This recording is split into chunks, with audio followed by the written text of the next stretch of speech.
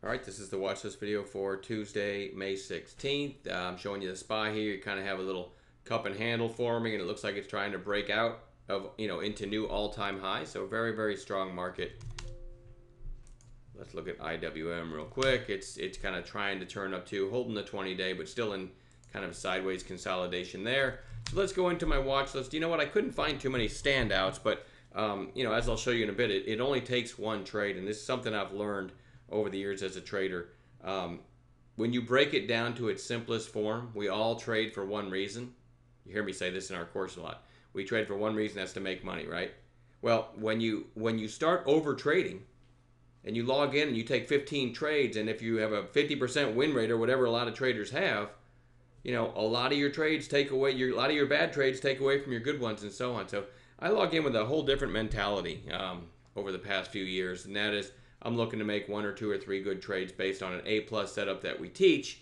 And if I get my morning goal, my daily goal in the morning, guess what? I'm done for the day. There's no reason to overtrade and give money back. It's very empowering, and the bonus to that is daily goal in the bank, usually in the first hour, and then guess what? You have actually a life to go live, right? I used to think you had to be in front of the screens from opening bell to closing bell. A lot of times that's a detriment to us. As humans, we start getting bored during lunch and we take trades we shouldn't and so on. And you start nibbling away at your morning profits. And then you think, you know what, I'm just going to take one more trade so I can get back to where I was earlier this morning. And then that one goes bad and so on. Next thing you know, you've turned a nice green morning into a red day. Or even just a slightly green day can still feel like a red day if you give back morning profits. So for me, 110% of my focus and awareness goes into the morning, the first hour. And if things go well and I'm really focused, I can have the rest of the day off. And that is something that I don't only think is a bonus. It's a proper attitude to have. The extra time to yourself and to spend time with your family and do what you want in life is a bonus, but it's the way you should trade. For me, the market gets so choppy after the morning. So learn to trade the opening hour. I can't emphasize that enough.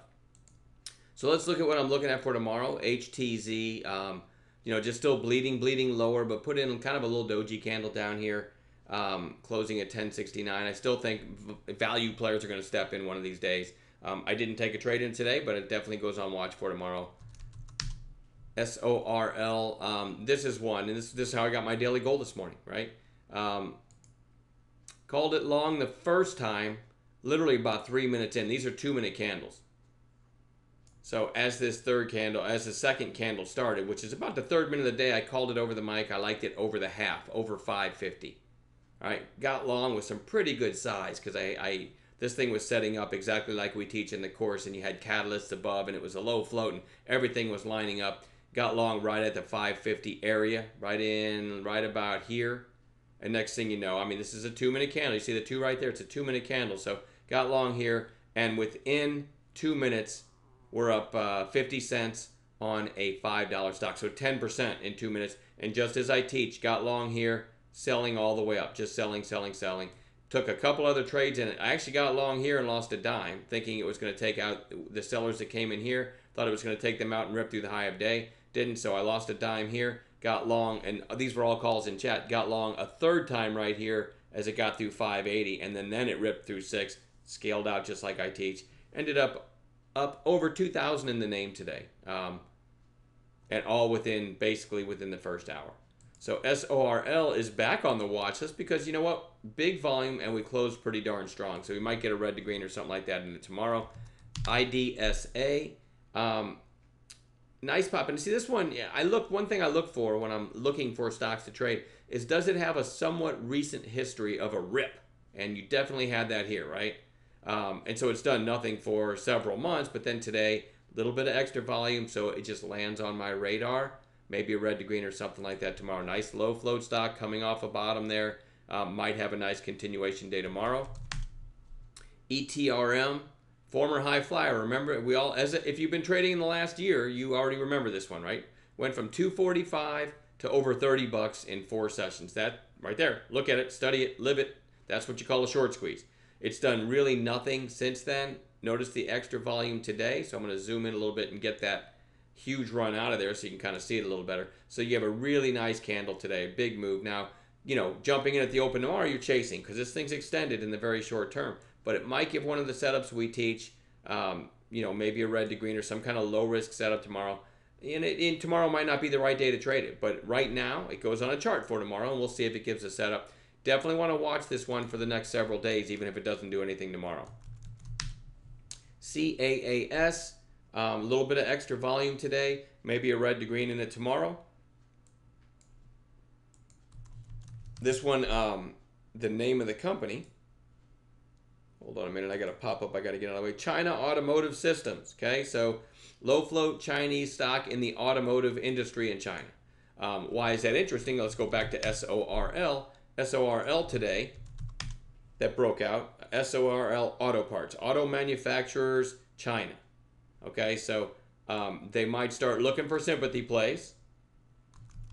And so CAAS, I believe, actually had news this morning, and that's what popped it. But I could see this one getting a follow-through, especially if SORL gets a follow-through. Traders like to look for sympathy plays. So let's also keep our eyes on CAAS tomorrow. CAR, which is a rental car company. Avis.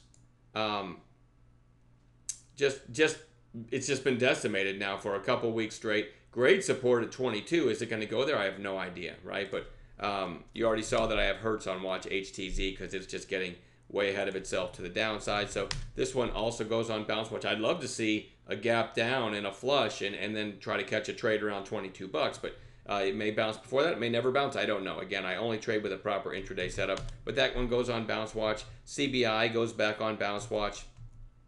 Really beaten up there. SMRT. I like stocks that are just grinding lower, grinding lower, grinding lower, and then all of a sudden they get that accelerated move to the downside over this now 4 days in a row. Big volume for the stock. Pretty good setup for a snapback bounce tomorrow. Remember, I don't hold any of these overnight, so I'm just looking for day trades. So keep that in mind. I don't want to get the emails from people that say, that chart looks terrible. Why would you be thinking long? Okay, I'm a day trader. Same with JCPenney, right? Beaten up, and then you're getting that kind of accelerated volume and flush down. That's another good candidate for a snapback bounce tomorrow. You can make the same argument for FOSL. Crocs had the gap up last week, and now you're 3 days lower and down into back, retesting the recent breakout area, right? In other words, the recent high back here, it gapped above that. So you're kind of retesting that and the 20-day from above after a gap up on earnings. I believe that was earnings. So that one's also set up for a decent little snapback bounce with a proper intraday setup. And then lastly, I have GSAT, which had this big breakout last Friday. Today, a quiet inside day, so it goes back on watch. As I said in last Friday or this weekend's video coming into today, again, I'm not in love with this list, but if you remember from the video, SORL was not on this list, and I got about $2,000 of it out of it in the first hour. And so, as I said on the weekend video, even though I'm not in love with the list, I might catch a nice morning gap and go setup, and the list won't mean that much to me, right? Because I'm here, as I said, to be redundant, I'm here to make money every day. And if I can catch a nice morning gap and go get my morning goal, I can just go about my day and then look again for tomorrow. So you always want to start with a proper watch list of stocks that have potential. You want to add a list of gappers in the morning as well. And between all of those, once you learn inflection points and proper intraday setups, and you learn to sell sell some into the first spike, tighten up stop on the rest, it's a pretty good recipe to become a day trader. All right, I'm done babbling. See you guys tomorrow.